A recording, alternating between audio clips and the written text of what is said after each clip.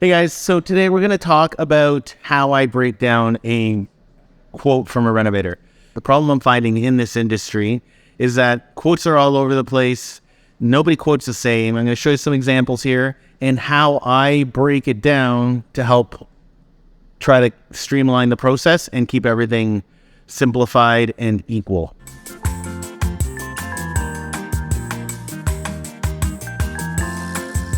I had a person who we met on Instagram, and they have a triplex conversion that they're working on.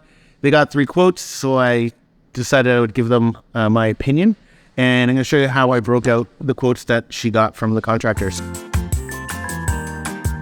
So there's 3 types of contractors. There's the entrepreneur, which is, the guy who works out of a van or a pickup truck, and it's just him and a buddy, and they do all the rentals. They're still skilled, doesn't take away from their skill set. It's just what their overhead cost is.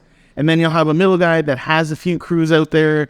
They do advertising, they do formal quotes. They're a little more like starting to put their business together. So their costs are a little bit larger, and they probably partner up with a lot of subcontractors for like the electrical and the plumbing. They don't do it all. And then the third guy is the bigger guy, and those guys will have a building you can go visit. They will have in-house electricians, probably in-house plumbers. Those guys are a higher cost, but obviously they come with a little bit more of a guarantee. The thing I find with the 3 different types of contractors is their cash flow requirement. So obviously the smaller guy is going to need less money to operate, but he also doesn't have the same buying power that the big guy does, so he may need a larger deposit.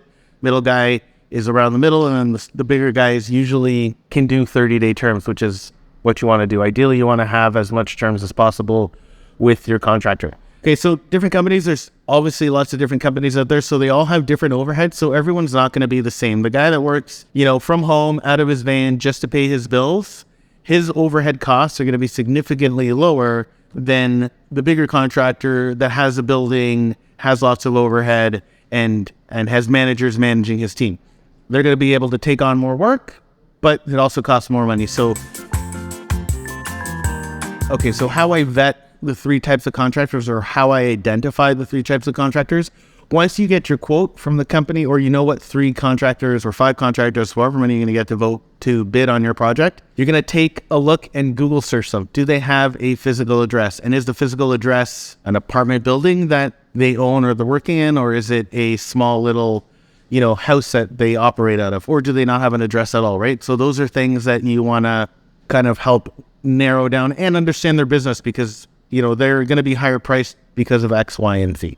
One really important thing is knowing the scope of work and creating a spec. I'm really big on creating a spec and keeping things easy, because when you're doing a quote with a contractor, most guys will supply their own material, and that creates an imbalance because some guy may be able to buy it cheaper than another guy.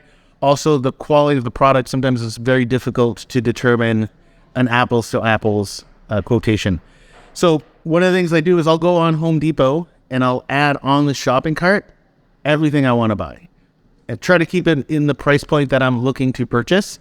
So at least you can bring that paperwork to your quote and say, hey, I'm looking for something this price or better. So now if the contractor can create some savings while making some money by suggesting a different product, but at the end of the day, what you're doing is you're creating a material benchmark, which they all have to follow. And that's really going to help keep the quotes the same, because the only differentiating thing is going to be the cost of labor. Once you have your scope, when you're doing your walkthrough with the contractors, obviously do them individually. I interview the guy I think I am least likely to go with first.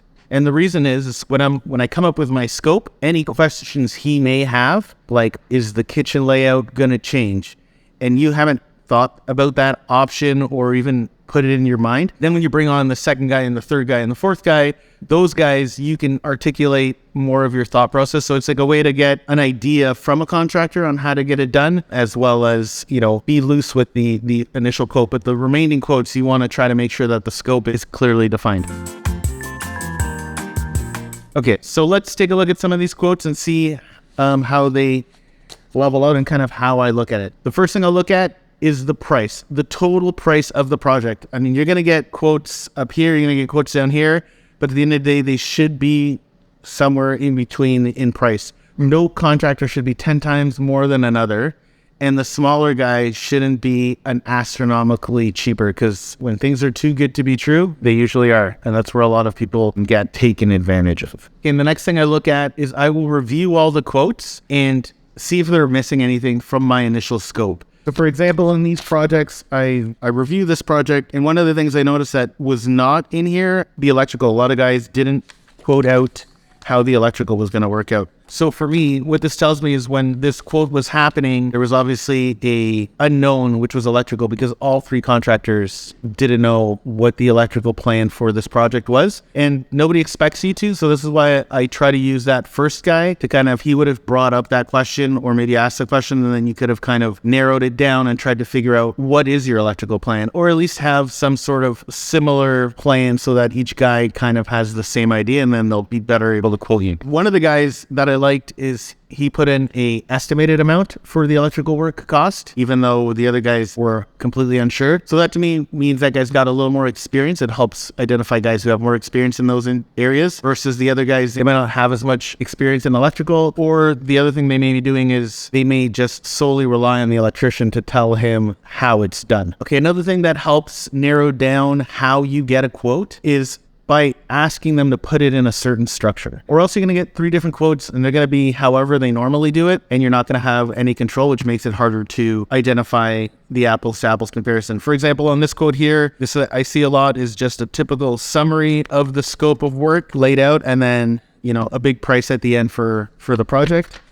And this guy, what he does is he'll zero out everything, but he breaks it all out into the individual pieces and then puts a big number at the end.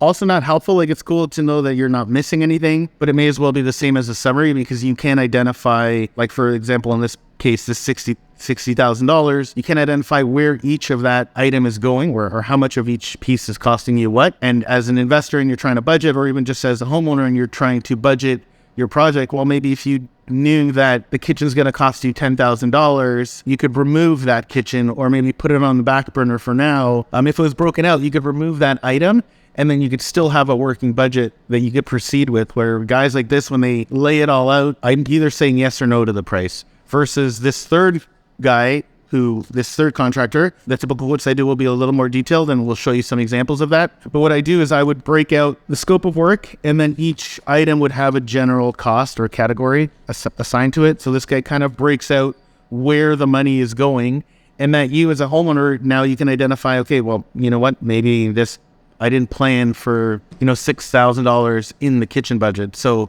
maybe I can change the kitchen budget, or instead of replacing the whole kitchen, maybe we just paint it. And then that will lower my cost, keep me within budget, and allow me to move forward with this contractor, where you can't do that with the other guys. So I like this style or setup. So when I ask for quotes, I ask them to break it down by project or by task, and either put percentages, I prefer numbers, but put costs to each kind of category. Even if it's good, if you have a good example of a quote, show them, be like, hey, this is kind of like what I'm looking for on my quote. And then that'll help you get something that you're looking for. So you're not trying to, reconstruct or reverse engineer what this guy has built. Another thing that I do to vet my quotes is I will highlight all of the items that are the same, so we can figure out where there are any differences. So I'll take my one quote here. It's for unit 2. And then on this quote, I have unit 2 on this page. So I'm going to go through line by line all of the common items on both of those quotes to see if they're all the same page. Okay, so I've looked at both quotes, and then there are some obviously items that are different on the other quotes. I tried to make it as good as possible. But this guy, or this contractor, when he works on his kitchen, or he mentions on his kitchen here, he's very specific. He's saying white shaker doors, black handles, with a level 1 countertop, paint upper cabinets and replace doors to match the lowers. He's also including a double sink, pull down faucet, and backslash with white subway tile. When I look at this quote, he says determine best possible layout with customer for the kitchen. So it's not very specific. And then he's just got a general price of $12,000. So it's tough. They're both doing a kitchen, but what kitchen are you getting? This is where we come back to that spec item that I was talking about. If you said install this Home Depot kitchen, so they could save you money on the Home Depot kitchen, that's one thing, but at least you're getting a new Home Depot kitchen installed either way. So this helps determine some of these differences. Also, this guy mentions all the plugs and switches are different, or that they're going to be replacing them. And then on this quote over here, they are specifying new front door installation. So again, the ones that are different, those are the items you go back and reconfirm with the contractor that you are including the missing items from this guy and then the missing items from this guy, so that you can make sure that they are evenly matched. Okay, so for this project, we have Contractor A, Contractor B, and Contractor C. Same scope of work, same project. And on this project, we have 3 units. And the first item I'm going to go to is the price, right? So we know, what is this project going to cost me? So let's go through the 3 quotes right now. Okay, so Contractor A, who did a large summary, he averaged out 3 units. One was going to cost $10,000. We'll call that unit 3. And the remaining 2 were the exact same price, $45,000 each. So grand total, Contractor A, $100K. Contractor B, he just put $60,172 and didn't give a breakout of the 3 units. So it's going to be obviously difficult to reverse engineer that. Let's just do some math using how Contractor A broke it out. 45% with 10% of 60 is $6K for this one. Okay, and then Contractor C, I love this contractor. I haven't looked at the totals, but he broke it out into the 3 different units. He had unit A at $41,400, unit B at $33,176, and the last unit $13,452. 8802. Okay, so these are the 3 contractors. When I look at this, for me, what I look at is the cost. And the costs, I think Contractor either A and C are close together, or Contractor B and C are close together, and maybe Contractor A or B, one of them is way out there. So this is where like Googling your contractor and figuring out who or what they are and what size they are will help kind of gauge them. But all in all, they're pretty close together percentage-wise. Another good thing too, what you can do is if you just speak with the guys, understand what the size of the crew is, which will also tell you the amount of money that they are probably making, and it will allow you to determine whether what they're doing is feasible or not. Sometimes some guys underquote a project, and if you get underquoted and it's, a 2-person crew and they're going to work there for a month, and if you divide 2 people by the number of hours in the month that they're going to work, and if that number is a really, really low number, like $10 an hour, or $3 an hour, or $5 an hour, for me, it would lead me to believe that the project's not going to work. It's impossible. Just by doing that math, it should give you an idea whether the project works or not. Okay, so the second thing I will look at when I'm looking at the 3 quotes is the deposit requirement. What is their deposit requirement? Before I even start, how much do we got to give these guys? And for what? Let's take a look at their deposit requirement. This guy is $1,000 to start. Okay, so these 3 have 3 different requirements. So the first guy has a non-refundable deposit of $5,000 just to schedule you in. Whether you use them or not, you're out that $5,000. This other guy has a $1,000 deposit, and the other guy has none. I prefer not paying anything up front. I'm sure everybody else does, especially when the work that you need is like to start as demo. The demo costs are just labor and then a bin, and most bin companies charge you by the weight of the bin. So as long as that bin stays on the property, there is no real upfront cost to the individual company. Now, okay, what is the deposit going to look like? The other thing that I want to look at is what is the cash requirements? Not the cost, the requirements of like, how is this payment structured out for me? So for Contractor A, his cash requirement is on the start of the project. He would like, so he's giving us $5,000 non-refundable, and he would like an additional $10K to start. This third guy, he wants 4 payments of $12K each Monday, and then he will hold back the last Monday payment. And then the last guy, on his quote, he's showing that he doesn't need any payments required up front or throughout the project. That's none. I mean, if he's willing to do all the work and carry the cost of doing the project towards the end, then that's a bonus for everybody. Okay, and then the last thing is, what is the holdback or final payment workout? Okay, Contractor A doesn't mention it. Contractor B, he said he'll give the remaining, which is I think around $11K, as part of his final payment. And the third guy is payment after 30 days or upon completion. Okay, so the other thing is, I'm going to talk about, they didn't really put it in their quote, but it's the payment structure. Like, the payment structure is the most important thing when it comes down to doing a renovation project, especially prior to starting, like nail down how that's going to work. A lot of companies will use percentage or set days, like are one of the examples. So number of days, every number of days. So percentage, number of days. The way I personally like to do it and the way my reno company does it is by milestone. And the reason I do it this way and why I don't like the other ways is, what is the percentage of a triplex renovation? What is 10% of a triplex renovation? Especially if you're doing a lot of demo, redoing electrical wiring, plumbing, it's very difficult to draw that line in the sand. So percentage contracts, I avoid as much as possible.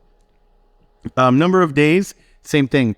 It's kind of like you may as well have an hourly timeline. Like, what happens if he goes past the number of days? What if you have to pause the project? Which is why an important reason payment structure is a key item. If you have to pause your payment, somebody passes away or some financing that you were counting on doesn't go through and you need to delay the project, how do you determine where to draw that line in the sand?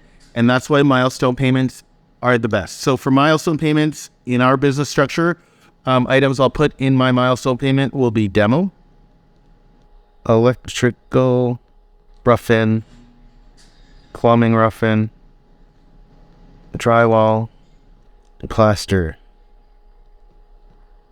the paint, the trim and doors, the floor, cabinets, and finishes.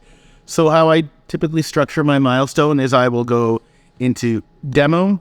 So like demo is the first one I use. The reason I use this is because you can walk into a bathroom or a kitchen or an entire project and you will be able to identify whether that demolition is completed or not. So as long as you guys have a value to that item, then it's easy to say, okay, demo is completed. Here is the value of this item. The next one is framing. Is all the framing completed so that the electricians and the plumbers can do their rough-ins? If you're moving a wall, adding closets, separating a bedroom, those are easy items to identify. The electrical rough-in usually come with a past ESA certificate. So if your electrician can provide you with a copy of a past electrical rough-in, it's completed because the ESA has indicated that with their certificate. Plumbing rough-in, if you are moving around plumbing, you should have a permit, and part of that permit will be a plumbing rough-in inspection. So once that is completed, you could either search it up online on your permit or ask the contractor to simply provide it for you. So now you're halfway through the project and you have clear lines in the sand of where to or when to make payments. The next one is the drywall. Drywall's super simple. Either all the drywall's up or it's not. There's no in between unless he's got a valid reason and you're willing to accept that reason. For example, that we're missing a valve, so we're left this one piece out just to finish off the valve. The next is the plaster. The plaster, is it done? Is it smooth? Paint, trim, demo, floors, cabinets, all the way to the finishes would be your last one.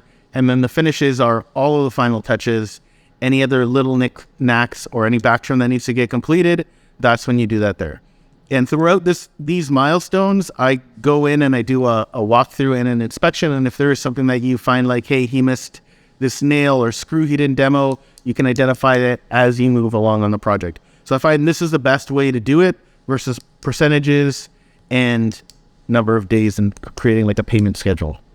So thanks for watching, guys. I hope you enjoyed the video. If you have any questions or comments, mention them down below. Follow me on my Instagram, talk about investing, as well as subscribe to the channel if you enjoyed it. Share if possible. If you want to connect with me on some of these types of questions that you may have, join me on my Discord. You get unlimited access to me and I will help you guys out. This is what we're here. We're trying to break the barrier of renos and change investing one follower at a time. Bye.